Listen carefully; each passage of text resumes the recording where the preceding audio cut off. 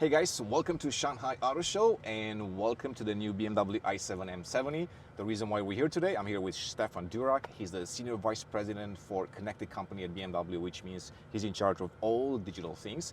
And he's gonna show us something very new today, which is the iDrive or Operating System 8.5. It's available for the first time in the new i7 M70 and we're gonna give you a quick demo.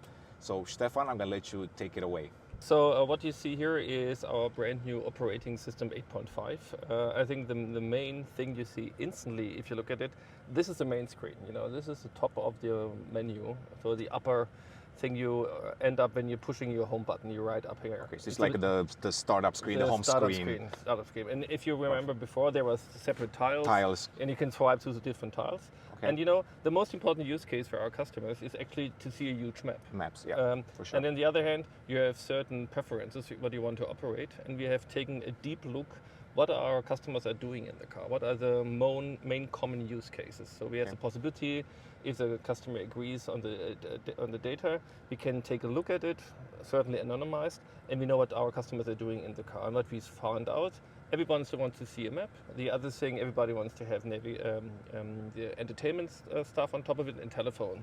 So we completely changed the way our main menu look. You have a huge map right now, you can directly manipulate, as you know it from before. And here on the left side, we introduced the tile-based thing we had before, what we're just calling right now QuickSelect, where you have the possibility just to swipe through the different things in here, which is the most important thing for you. You have here your radio, you have your, if I would connect my phone, I would use my phone, and I have a direct access to everything which is important for me. You know, if I go here to media source, I have instantly all the sources I can choose from. There's a car for the Chinese market, you have QQ Music, Himalaya, and all the stuff I want to have to do.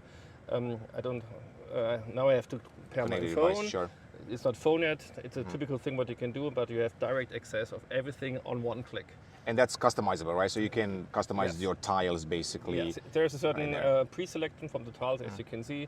We have our personal assistant, which is pretty important here in China especially, because if I would operate the car in a normal thing, he would give me recommendation about different apps I have running in my background. Here I have my media source, my telephone, navigation. I can do directly input for my navigation things in here. You can swipe it left and right as well. You know, as you can see it here on the slide bar. So that's the UI visual that kind of tells you that there is more things happening. Exactly. If you you know, swipe. you can parking space, charging stations, enter of addresses. And this is basically how it operates. So our personal assistant, talk to me, same thing. And that's the one that you call the QuickSelect, basically. It's QuickSelect. Okay. So we said, okay, we thought about what is the most common use case for our customers and trying to radically minimize the way of interaction and give our customers the best access to what they need. So every time you have a map here, and you can swipe here for the different tiles, but not like the tile message we had before. Gotcha. And the one question is, if I change the main screen here, will this be context aware of what's on here and kind of display the information related to the main screen? It's always, the main screen will always be a map. Gotcha. In China, it will be only map. Okay. In the rest of Europe, we offer you a limited amount of possibility to change this as well, but in China, there will be only map. Understood. And then you have these different tiles. So, for example, if I'm going right now in our all app menus, it's all our app menu. What you know from before, you know. We have so this hasn't changed, right? This is actually still more like a tablet style, I would say. Direct access to all the different apps you have. But the main menu, and this is actually where you mainly operate 99% of your use cases, because you make a phone call or you change your radio station. Everything will happen in here. You know. Gotcha. Just we put in a radio here. Sure. Have you changed the UX on changing the AC so to be a little bit faster than before? Okay, here we go. So that's new. All right, perfect. That's probably the second use case I would say in the car. Before we had these round dials where you can change, but now we changed it completely. You have this interior dashboard. It looks more like, I would say, a standard climate control. Okay. And this is actually in the automatic modus where you can change here the amount of air you want to do, switch AC out and off, the typical things what you can do. One thing is, typically some people like to drive in manual mode, actually, which I do not recommend because our climate control is really good. Okay. But however, if you do so, and you switch your automatic off, we're switching completely to a different menu set. Because people often have the problem to differentiate. Am I still in auto modus, or what do I manipulate right now? And here you can see you can change the air amount, you can change the temperature. So now you're in manual mode, and when you're switching on auto, just do it again, then we're switching really in this automatic view. So we really have a differentiate, you can much more better differentiate, you know. Okay. And one other complaint we had in the past, and we listen always to our customers, people were complaining that the access, for example, for heat seating is too complicated. Okay. Just click on here and you have direct access here. Okay. I think that I don't need seat heating right now. So it's easier to manipulate because the so typical thing 2 clicks now basically versus, it's if you only have one click, it's on one feature, it's only one, but now you have the opportunity to select. And the typical thing is air conditioning or climate control is always a little bit tricky. Even, you know, in winter when people coming from the gym and they are pretty hot, they want to have a cool seat, they can switch it on and off. This is the basic idea behind this. So this is actually climate control we changed dramatically here at this point. Anything else that's new? You know, I think that's the main thing. It's really we done complete the menu structure. We you know, we have the infotainment, all apps, vehicle, and recently used tab as well. We introduced. We still have our menu bar, which you can pull down. We did it a little bit more in a nicer way, I would say. But this is basically what we have only for now, you know. So I'm going to ask you one that drove me nuts in iDrive 8. It took me once about 10 minutes to find the how to activate or how to turn off the iconic sounds, and it was under drivetrain settings. Is it still there? It's still there. Okay. But where we made actually that's a different right now. Because what you can see here, if I go in there, there's a bigger menu with a lot of things you can manipulate. But if you go here, iconic sounds is on top of it. So now we have for every important thing, we put the most important things on top of it, so that you don't have to dig deep in the different menu structure. So you can directly, iconic sounds is something people like to switch off or switch on. It depends. You know, if my kids are driving, it's always on. When I'm driving, I turn it off. But it depends on my daily mood, to be honest. And that's why we changed a couple of things here. And certainly we did a lot of work on our e-route as well. We cannot experience this right now because we're not driving, but the way we actually propose charging station, you can change the charging station at any point in time. We made a huge difference at this one. You know, we do charging station. We put a lot of additional information in there. As you can see here, you know, it's if they are occupied, we're building them together. Now it's getting a little bit tricky for me. My Chinese is not so good. But we added a lot of feature and functionality on our e-route as well. Because I think e-route is really a crucial part of this car. You want to have a perfect guidance if you route somewhere.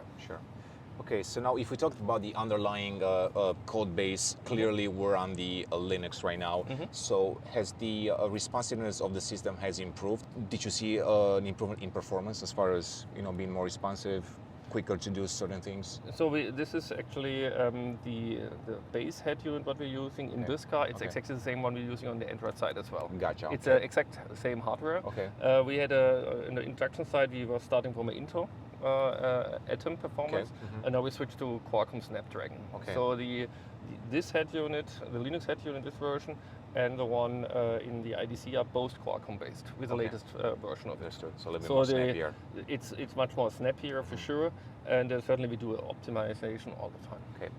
Voice controls, it's a huge topic because it's a tricky one. It sometimes works, sometimes it doesn't. I did hear in the past that 8.5 and 9 are supposed to improve that. Any improvements that they're quantifiable? You know, the point is the response time in 8.5 and 9.9 we reduced it by 50%. So it's much faster because it's certainly driven by the hardware. Because doing an upgrade on the hardware side, it certainly improves the performance. I don't know, this is a Chinese car if it's actually working. But let's see. Drive me to Munich. I have Oh yeah. Found addresses and POI. Absolutely, matching a little your faster, search. like Yeah. absolutely faster. I can tell right away. It usually takes Yeah. about 4 or 5 seconds really to get a response back. And so he actually did it context aware. So we Where? are in China. So he was looking for, For a bars, Munich beer in, Munich in beer, the region. Munich, whatever, you know. So he's not picking Munich as a city because Sure. it makes no sense to get there with the car right now.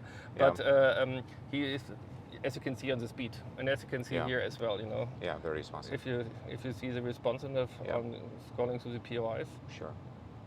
Has the language processing improved as well? So essentially, the one thing that I struggle with voice commands is like, I have no idea what the car can do for me. So sometimes I struggle. I give the car a command and it's telling me that it's not valid.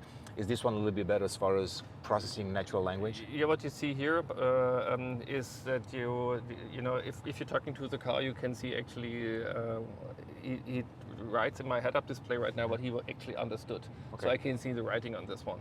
Gotcha. Let's do it one more time. Sure. Find me a pizza place nearby. I have found multiple results for pizza place. It's quite fast right Which now. one should I select? Take number one, Definitely snap, yeah, for sure. and he's just talking about the route. You know, I say take number one, and he's Great taking number one. Pizza place, pizza. Tell me this. So there is still a lot of confusion, and I was, talking about this in the past. Which cars are going to get 8.5? Which one's going to get 9? Has this been a little bit more clarified? Like, what should we expect moving forward right now? So 5 Series is coming with 8.5. Are all the 7 Series cars are going to go into 8.5 or 9? Because that's one confusing part. You know, the basic distinction what we're doing right now is the 8.5 is getting to all Linux-based cars. Okay. All Android-based cars will go to 9.0. Okay. The differentiation is in 9.0 we will going to offer, for example, an app store, which is an Android-based app store. We certainly cannot offer in the Linux Yeah, world. sure. And this is one of the major differences. And there's a couple of functional differences as well. Okay. So we were going to roll out our Android-based head unit in our compute portfolio, but this will certainly take some time. Gotcha.